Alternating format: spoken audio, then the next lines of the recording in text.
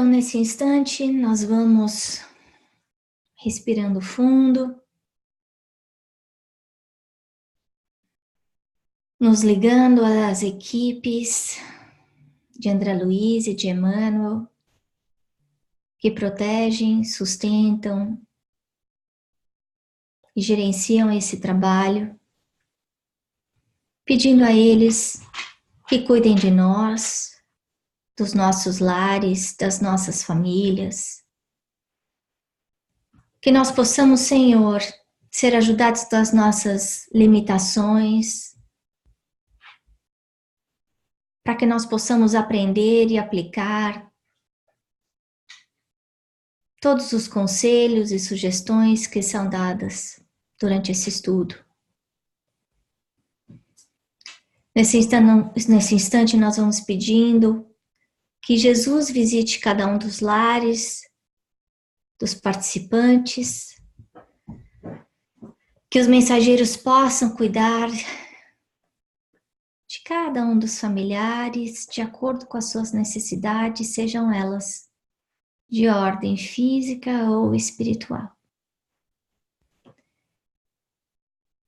E nessa noite, Senhor, nós te pedimos ainda a oportunidade de aprender um pouco mais, de aproveitar o nosso tempo aqui na Terra, esse capítulo que fala sobre exatamente isso, a perda da existência terrestre. Por causa do egoísmo e do orgulho. E assim, felizes e agradecidos, nós vamos dando por iniciado o nosso estudo dessa noite. Amém. Bom, hoje, capítulo 13, falando do débito estacionário. A gente para pensar, porque quantas vezes nós vemos uma criança doente, sofrendo, e a gente pensa, puxa vida, né? Por que será? Por que será que tem essa situação? Por que será que essa criança está sofrendo tanto? Né? O que será que ela fez? Ainda mais numa situação como essa, em que a criança nasce surda, muda, com debilidades mentais e membros atrofiados. Então a gente vê mesmo a situação do resgate pesado, né? A gente tem ideia, nós como espíritas, de que se o corpo físico está tão alterado, é porque o corpo espiritual foi muito danificado, né? E vice-versa sempre. Então, a semana passada, estava falando de uma dívida que tinha sido agravada. Dessa vez, uma dívida que está congelada, que não está, é o talento que está sendo enterrado. E depois a gente vai ver o próximo capítulo falando da dívida do resgate que está sendo interrompido. Então ele mostrando essas três situações muito importantes para a gente avaliar nós mesmos, né, as nossas vidas, e ver como é que a gente está lidando com as dificuldades do dia a dia.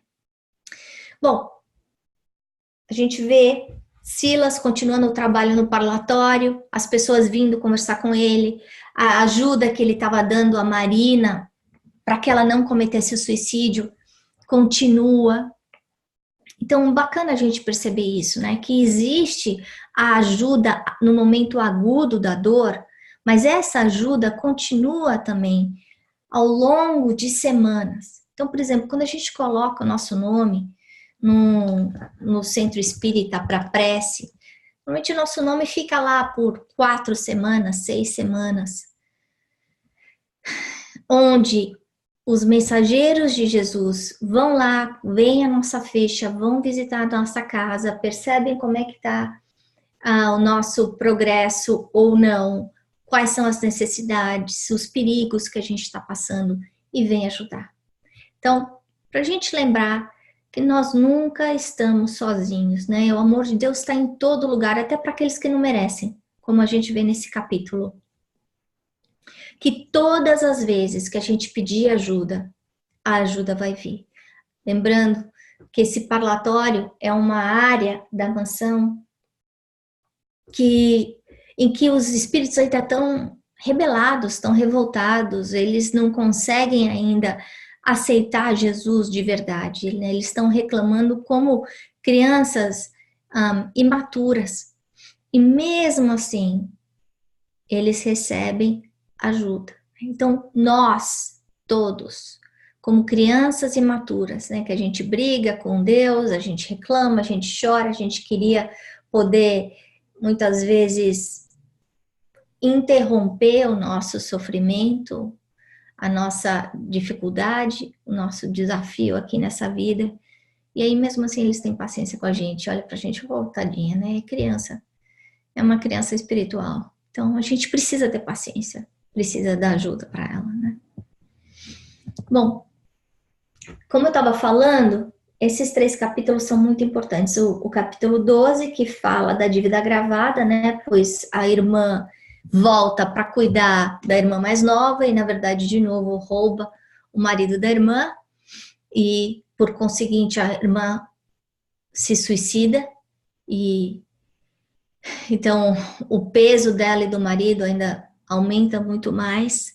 Nesse caso, a gente está vendo estacionamento, então a gente sabe que a gente vem aqui para a Terra, que é para aprender, que é uma oportunidade de crescimento, a gente resgatar as nossas dores, as nossas dívidas.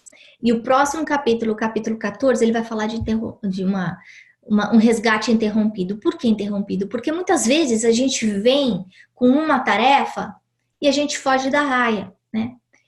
A gente acha que o peso está muito grande, está muito difícil e pede um tempo para Deus. Então a gente vê isso no próximo capítulo, com um casamento que acaba se desfalecendo pela conduta do marido e que ele deixa claro no próximo capítulo que tá na Bíblia, tá no Evangelho de São Marcos, que não é que a Bíblia seja contra o casamento ou o divórcio, e sim a gente saber respeitar os limites, né, de cada um e lembrar que a saúde de cada um dos cônjuges é o fator mais importante, né, em qualquer relacionamento. Bom, então vamos ver esse capítulo então. A gente lembrando mais uma vez, né, a lição de Emmanuel falando que a nossa família é aquele cadinho, é aquele espaço, o lugar onde nós resgatamos as nossas dívidas de passado. É onde nós podemos reencontrar aquelas pessoas com quem nós tivemos problemas ou fomos cúmplices também. Nesse caso, a gente está vendo que a ligação, esse reajuste, o sofrimento dessas duas almas que estão juntas, a mãe e o filho, ela não é por antipatia, muito pelo contrário, né? Eles falam que durante séculos a Poliana e o Sabino ficaram juntos, eles eram amantes, eles se gostavam. E um nutria o egoísmo e o orgulho do outro, né? Então, eles eram cúmplices no erro. E aí eles vêm resgatar junto. Da mesma forma, a gente encontra dentro dos nossos lares pessoas com quem a gente tem afinidade, e aí a gente sabe que com aquele pai, com aquela mãe, com aquele filho, com aquele irmão, que a gente tem mais facilidade de conversa, de entendimento, que não existe um esforço grande para a gente conseguir entrar em sintonia, isso já mostra que essa amizade, esse relacionamento positivo já vem do passado. Da mesma forma, o oposto acontece. Todas as vezes que a gente sente essa dificuldade em lidar, em aceitar o outro que mora embaixo do mesmo teto que a gente, que faz parte da nossa convivência familiar, a gente pode ter certeza que é um reencontro de antipatias. No caso da Poliana, eu achei muito interessante, porque você vê que eles estavam errando juntos durante séculos. Séculos. Mas ela acordou. não significa que ela chegou à perfeição, ela estava lá na mansão, ela está sendo ajudada pelas pessoas da mansão, mas o fato dela ter melhorado um pouco, apesar de não ter chegado à perfeição, já dá para ela as ferramentas necessárias para que ela consiga ajudá-lo no presente, né? A gente sabe que é numa situação como essa, em que existe miséria, doença, filho com problema, a gente claramente imagina que ela não tem um companheiro para ajudá-la, porque o Silas mesmo fala, amanhã a gente vai ver se a gente acha algum bom samaritano para vir aqui dar uma mãozinha para ela, né? Podia estar revoltada, podia ter feito aborto, podia ter largado o filho na porta da igreja, enfim, ela podia ter, de novo, agravado a sua dívida de passado, mas ela não fez isso. Ela mesmo fala que, apesar de todas as dificuldades que ela tem, da pobreza absoluta em que ela vive, o amor que ela tem por essa criança. Então a gente pensa nisso, né? Como é que pode uma coisa dessa tão bonita? Nesse caso, a pessoa, o espírito que era cúmplice, estendendo a mão para aquele que tinha caído junto com ela e vice-versa. A outra coisa que chamou a atenção para mim são as doenças de nascença, que muitas vezes, como a gente comentou antes, nós aqui vivendo num mundo imediatista, a gente sempre pensa, puxa vida, né? Mas a criança não fez nada para merecer uma coisa dessa, essa criança nasceu cega, nasceu surda, nasceu muda. Por que isso? Nasceu com alguma debilidade mental. A gente tem que lembrar que o espírito não nasce junto com o corpo. Que esse espírito pode ser um espírito multimilenar, como no caso do Sabino, que já semeou muita dor e muito sofrimento para talvez milhares de pessoas. Então, aquela aparência inocente e frágil do bebê é a forma que Deus coloca para que os pais, os familiares, se derretam e ajudem aquele espírito a reencontrar o caminho do bem. Mas a gente já sabe que a idade cronológica não tem absolutamente nada a ver com a idade do espírito. E é importante a gente ver isso. Tem muitos filhos que são mais maduros do que os pais. Tem muitos irmãos mais novos que são mais maduros do que os mais velhos. Tem muitas pessoas idosas que continuam agindo como adolescente.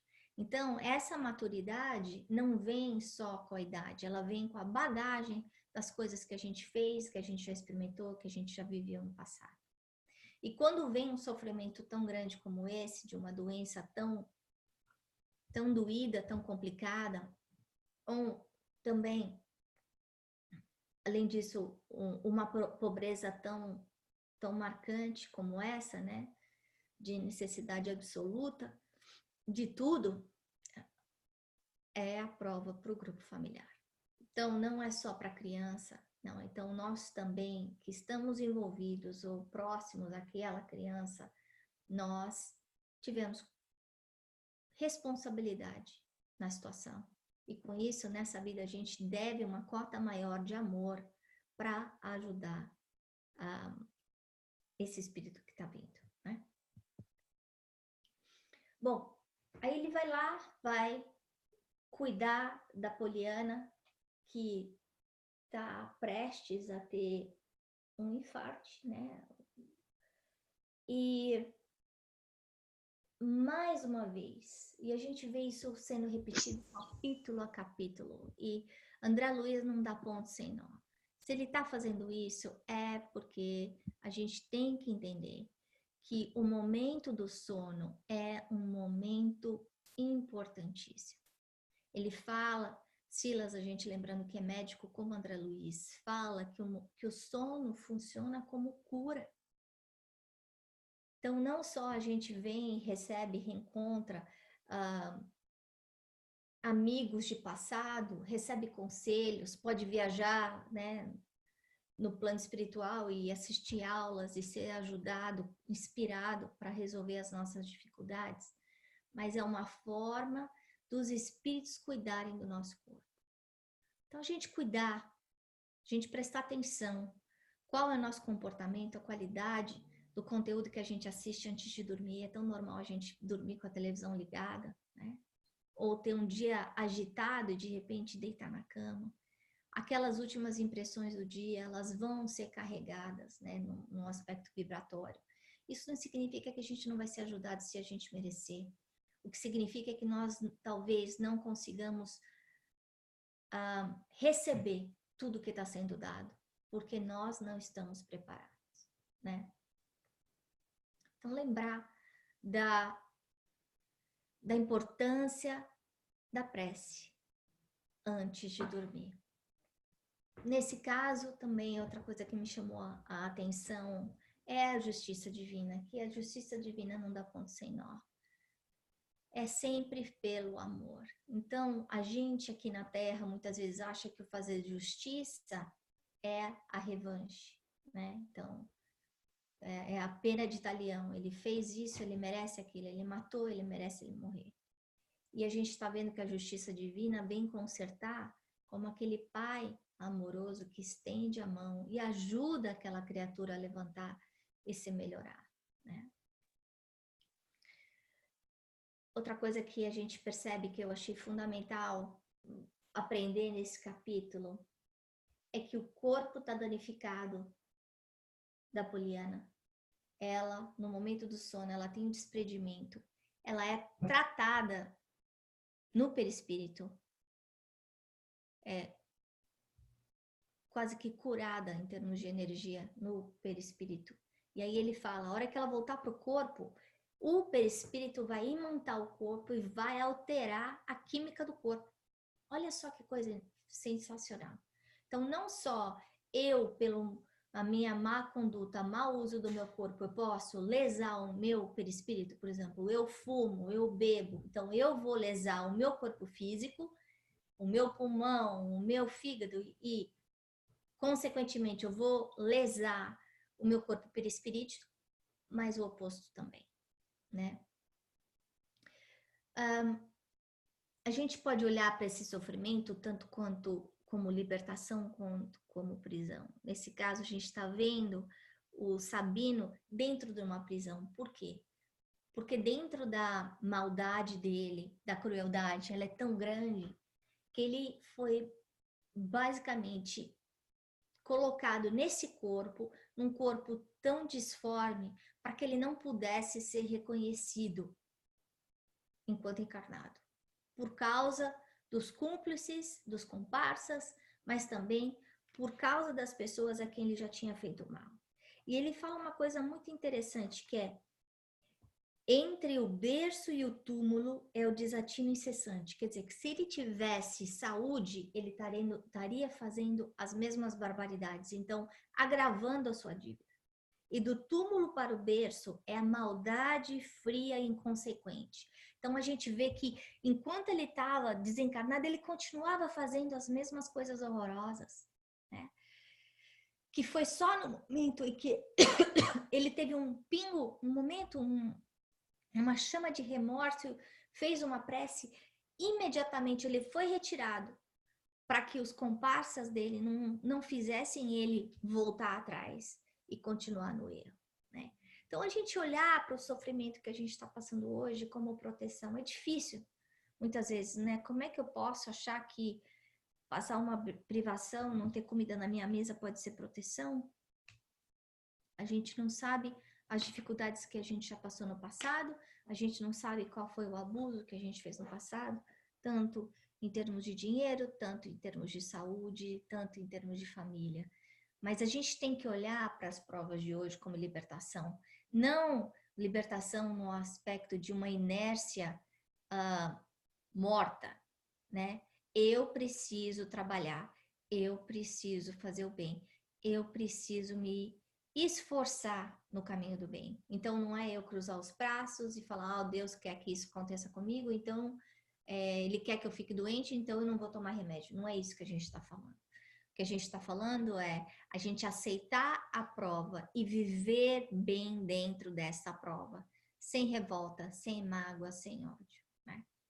E nesse processo a gente vai acordar, nós vamos como se burilando, quebrando todos aqueles sentimentos ruins que ainda estão cristalizados dentro da gente. Então existe uma purificação que a gente passa através da dor, né? Por isso que no Evangelho a gente vê escrito que a dor é aquele remédio amargo, né? Que é necessário para a nossa melhora, mas que ninguém gosta de tomar.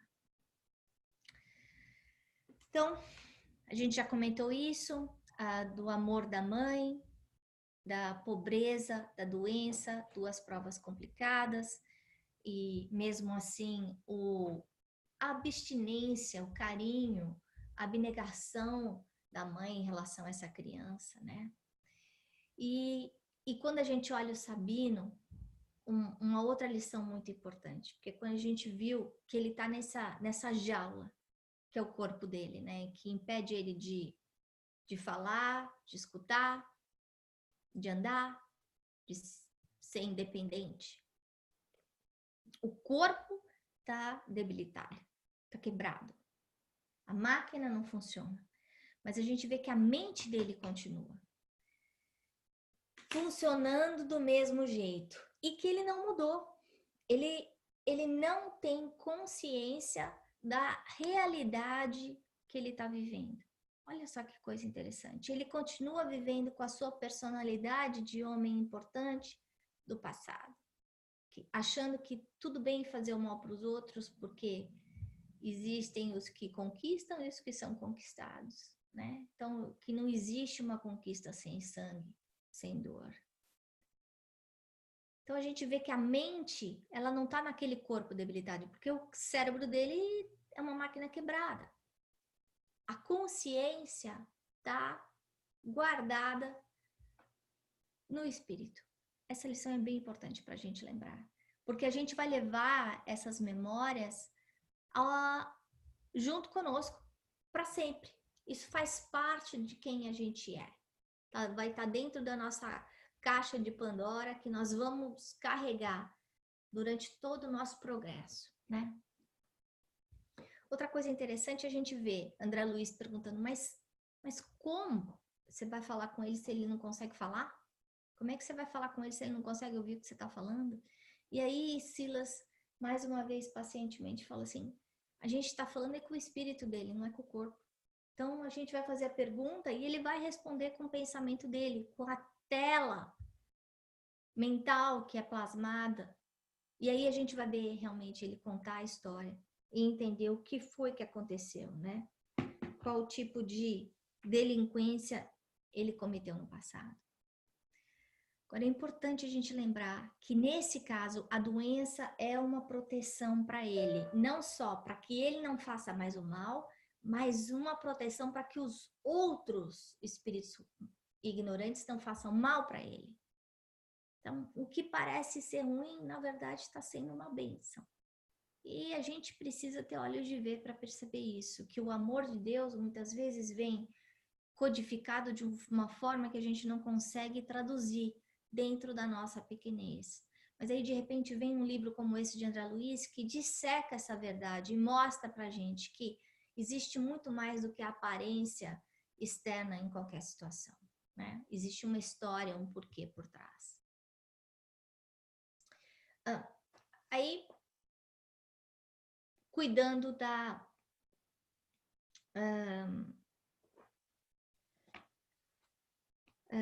Poliana, né? Lembrando que Silas é médico, então, em vez de tentar ficar explicando muito, ele vai lá e fala, então tá bom, ele começa a trabalhar, porque ele sentiu a importância, o valor do tempo, né? Sabendo que aqueles segundos, aqueles minutos podiam significar uma perda de oportunidade para ela. Ele olha para o lado, pensa como é que ele vai ajudá-la, além do passe, ele acha um vaso com água e é aí que ele coloca o remédio para que ela possa se acalmar, para que ela possa adormecer, para que durante o sono ela seja cuidada de uma forma mais completa. Então, água fluidificada. Quando a gente estiver fazendo um trabalho como esse, a gente sempre colocar uma garrafinha do lado, a gente saber que os mentores estão aproveitando essa oportunidade em que a gente está ligando a nossa mente às esferas mais altas para vir cuidar da gente também, né? E aí, durante o sono, outra coisa interessante, ela é levada à natureza. Aí a importância, né? Essa energia invisível que existe na natureza, que pode recuperar a nossa energia vital, pode mudar a nossa sintonia mental. Então, hoje a gente vê a maior parte de nós pregados num celular, olhando porcaria no Facebook, no WhatsApp o tempo inteiro, em vez de botar um tênis e andar no meio da rua para receber o calor do sol, para apreciar as árvores. Então, como a gente está usando o nosso tempo? Né? Essa perda de oportunidade. E aí uma coisa linda, ele faz a prece, Silas, apesar de ser aí um espírito talvez dos mais evoluídos que a gente está vendo nesse livro, né? Claro, depois do Drúzio e do ministro Sânzio, ele vê que ele não consegue resolver, não consegue ajudá-la sozinho. Então, ele faz uma prece humilde, pedindo ajuda para Deus, né? E aí me veio na cabeça aquela passagem do Evangelho que fala: olhai as aves do céu. E a gente lembrar que todos nós, animais, vegetais, homens, nós recebemos a ajuda de Deus. Nós nunca estamos abandonados à sorte, né? E aí vem, e ele fala, fica tão emocionado que começa a chorar, que vem esses 5 raios depois da prece, com espíritos de alta envergadura, com certeza mais competentes do que os Silas, que sabiam lidar com essas ervas, com as substâncias da natureza, e tratam ela, e curam ela. Curam o perispírito que estava danificado, porque o corpo estava danificado, né? Sem comer, sem dormir direito, passando todos os nervosos e privações, ela danificou o corpo. Estava com problema no coração. O perispírito é tratado. Quando ela voltar para o corpo, na hora de acordar, o perispírito vai, de novo, como a gente falou, restabelecer a ordem e a harmonia do corpo. E aí, outra coisa importante na prece dele é a gente lembrar que a vida é bênção. E ele pede, não deixe interromper essa oportunidade. Ela não está desistindo, ela não está jogando a toalha, não, ela só está fraca, porque é pesado. Ela está tendo uma oportunidade de plantar, de fazer, de escrever uma história diferente, tanto para ela quanto para o Sabino, né? E isso vai gerar uma situação futura para ela melhor. Para o Sabino, a gente sabe que ele ainda está aí ensimesmado dentro do seu egoísmo, mas todo o bem que ela está plantando, esse amor que ela está dando, vai fortalecê-lo e ajudá-lo no seu crescimento, mesmo que inconsciente, né?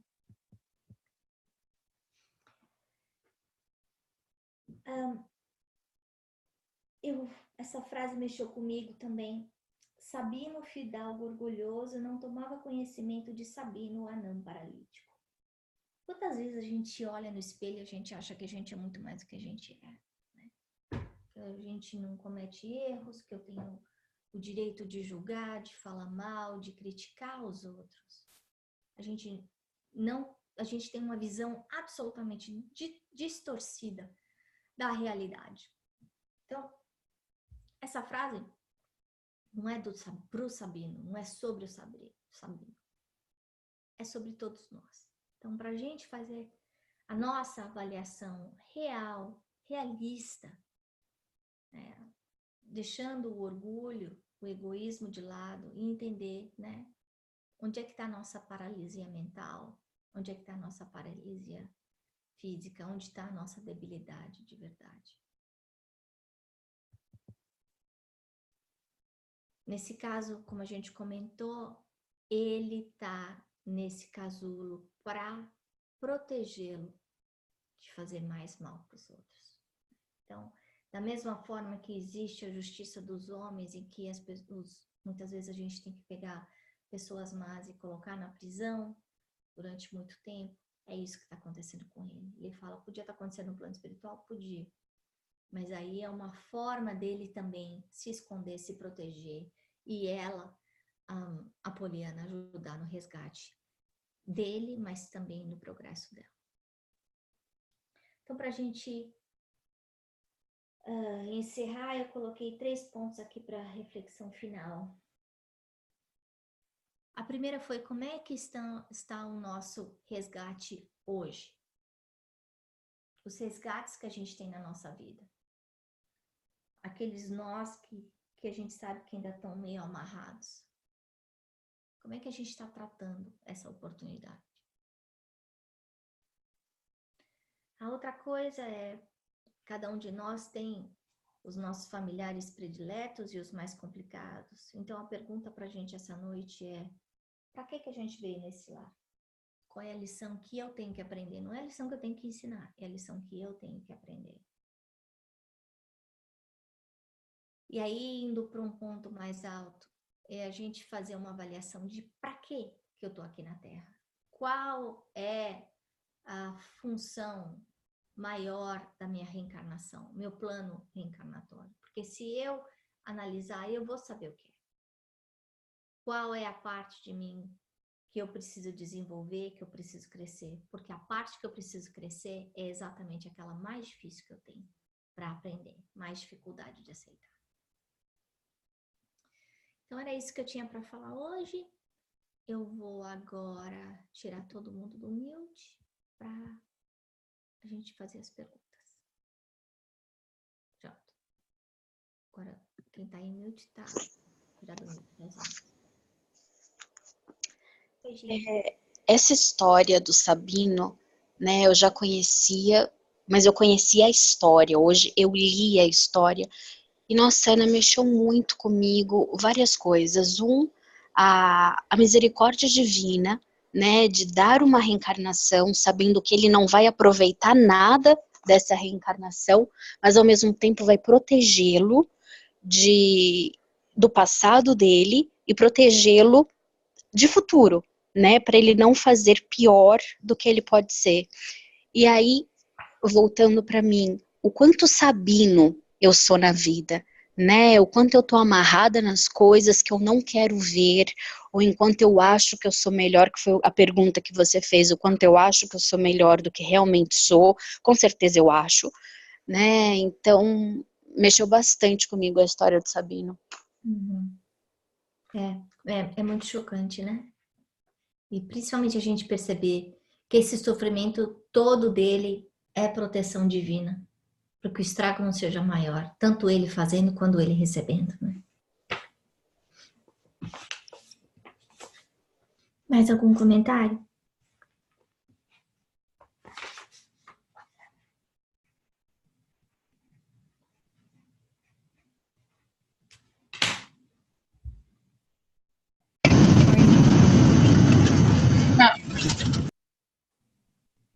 Pode falar, Karina.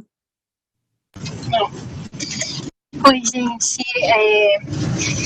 Você sempre pega bastante o capítulo todo, né? Nem sobra muito comentário. Mas aqui tem uma pergunta. Não só nesse capítulo, mas como em outros capítulos do André Luiz, ou talvez outros livros espíritas, a gente vê casos desse de alguma deficiência física referente ao que foi feito numa outra vida, né? Isso é um fato, assim, na doutrina espírita?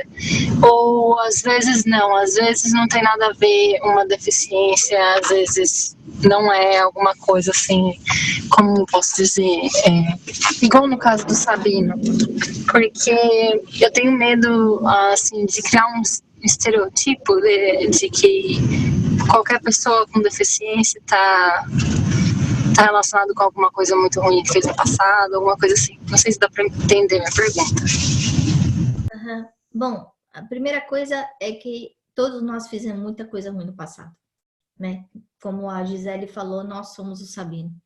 A gente vê que esse espírito do Sabino vem reencarnando durante séculos, fazendo mal, mas só nessa encarnação ele vem nessa posição tão sofredora, né, em termos físicos. Então, não importa quem você está vendo aqui, ó, quem vos fala hoje, né, fez muita bobagem no passado, né, vai saber quem eu matei, quem eu roubei, quem eu desonrei, quem eu traí, a lista deve ser infinita, né. A outra coisa para a gente pensar é que a matemática divina não é como a matemática de cálculo que a gente aprende na escola, né? Então, para cada caso é um caso.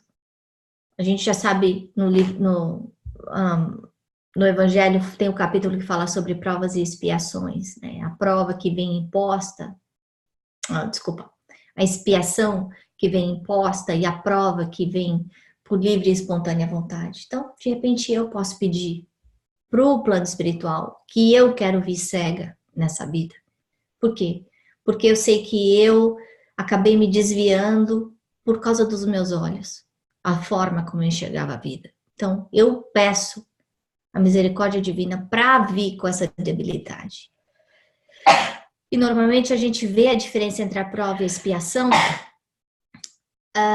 na forma como as pessoas tratam a vida e as dificuldades. Para algumas pessoas, por exemplo, ter um câncer é o fim do mundo e o fim da vida.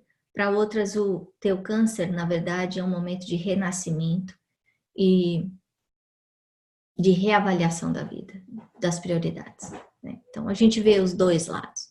Então, uma resposta longa, que podia ser mais curta, é não, você não pode pensar assim, porque cada caso é um caso. E se for para olhar e julgar, eu acho que a gente tem que botar o espelho e olhar primeiro para a gente. Saber que nós, nessa vida, com certeza, recebemos muito mais do que merecemos. Mais algum comentário?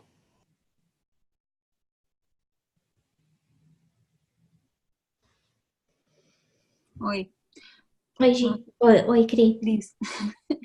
Não, eu só queria reforçar uma coisa que a Karina falou, né, da gente criar um estereótipo, porque tem tanto que a gente ainda não sabe, né, e a gente realmente vê espíritos, pessoas que têm muitas deficiências, e são espíritos muito nobres, que dão lição de vida, né, então cada caso é um caso mesmo, né? Eu não sei, assim, na verdade, o que está por trás, mas é uma coisa, eu acredito que existe alguns espíritos que vêm mais, que tem muitas vezes, mas talvez para dar uma lição, né, pra gente. É o mostrar exemplo de abnegação, de aceitação. Assim, o exemplo da superação, isso. O Chico é um ótimo exemplo, né? Ele não tinha dinheiro para comprar o papel e o lápis que ele escrevia as mensagens, né? Ele tinha que ajudar toda a família dele. Ele trabalhava, o olho dele tinha problema, sangrava de tanto que ele tinha que usar o olho. Então, se for pensar, talvez o Chico aqui na Terra tenha sido um dos espíritos de mais luz que reencarnou, né? Então, essa prova de pobreza, de humildade, de humilhação, de calúnia, de doença, de ajudar os familiares que muitas vezes não entendiam o trabalho dele, não respeitavam o que ele fazia, é para mostrar para a gente a lei do amor, né? Perdeu a mãe cedo, teve uma madrastra cruel. Então, quantas dores ele já não passou, né? Será que ele merecia passar por isso? Ou será que, como Jesus, ele veio simplesmente para mostrar para a gente que é possível ser bom apesar de, né? É verdade. É muito bom exemplo. Obrigada. Bom, então vamos encerrar. Vamos então, nesse instante, agradecendo Eu posso falar um pouquinho? Pode falar. O que eu queria falar é que eu entrei na mesma sintonia com a Ana, na reflexão desse capítulo, que é a força da prece, a importância da prece. E nós não podemos encerrar esse nosso trabalho de hoje sem reforçar o nosso compromisso conosco mesmos, com o nosso anjo guardião, com Jesus, com Deus, de levar mais a sério a prece. E lembrando de todos os detalhes desse capítulo, na nossa prece à noite, antes de dormir, que nós façamos uma avaliação de como está o nosso relacionamento, como a Ana falou ainda há pouco, com o marido, com a esposa, com o irmão, com o filho, e descobrir se alguma coisa precisa ser modificada, se alguma energia precisa ser trabalhada, e usar a prece para isso. A doutrina espírita, nós sabemos, é uma bênção na nossa vida. Sem dúvida nenhuma, é o ápice da revelação espiritual no planeta Terra. E ela traz todas as orientações e todas as soluções que nós necessitamos para realizar bem a nossa tarefa evolutiva. É isso. Então, nesse instante, nós vamos agradecendo a equipe de André Luiz, porque nós sabemos que esse momento do estudo é um momento sagrado, em que nós nos conectamos com o plano espiritual, nós abrimos a porta do nosso íntimo para receber não só as informações, mas os fluidos necessários para o nosso equilíbrio físico e espiritual. Nós sabemos que a nossa conduta não é reta, que nós ainda erramos muito mais do que acertamos, que através do nosso orgulho e nosso egoísmo a gente tem uma visão desfigurada da nossa própria realidade. E apesar disso tudo, eles estão sempre aqui conosco todas as quartas-feiras, às 7h30, pontualmente. E é por isso, Senhor, que nós humildemente te agradecemos pela sua misericórdia infinita, pela sua paciência conosco, pelo teu amor que nunca termina e que nos dá chance, hoje e sempre, de nos melhorarmos. Ampara-nos, Senhor, nas nossas dificuldades, nas nossas limitações. Ajuda todos nós que estamos aqui juntos nesse grupo, porque nós sabemos que o acaso não existe, encarnados e desencarnados, porque nós sabemos que o estudo não é só para os que estão aqui, mas para todos aqueles que também estão nos nossos lares, em cada um dos nossos lares, estudando junto conosco. Nós vamos pedindo por todos aqueles que necessitam de prece, que nos vêm pedindo prece, para que os mensageiros do amor possam visitar seus lares e auxiliá-los, Senhor, de acordo com as suas necessidades.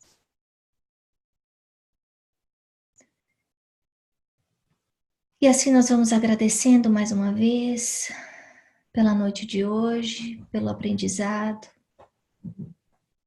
pedindo que o Mestre Jesus segure as nossas mãos, nos acompanhe nos nossos próximos dias, já que estaremos de férias por algumas semanas, para que nós, apesar de distantes, desligados desse trabalho, possamos continuar sintonizados com os amigos do bem. Graças a Deus.